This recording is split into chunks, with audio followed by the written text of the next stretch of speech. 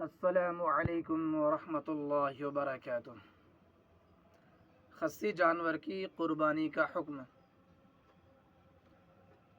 خصی جانور کی قربانی کرنا نہ صرف جائز بلکہ افضل و بہتر ہے۔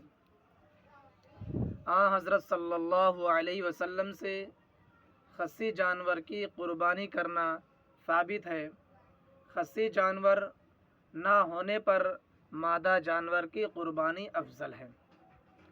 افضلیت حاصل کرنے کے لیے قربانی کے موقع پر جانور کو خصی نہ کرنا چاہیے، کیونکہ خصی جانور کی قربانی افضل و بہتر اس لیے ہے کہ وہ فربا اور اس کا گوشت عمدہ ہوتا ہے، اور یہ دونوں چیزیں اس وقت حاصل ہو سکتی ہیں جب کہ جانور کو پہلے ہی سے خصی کر دیا جائے۔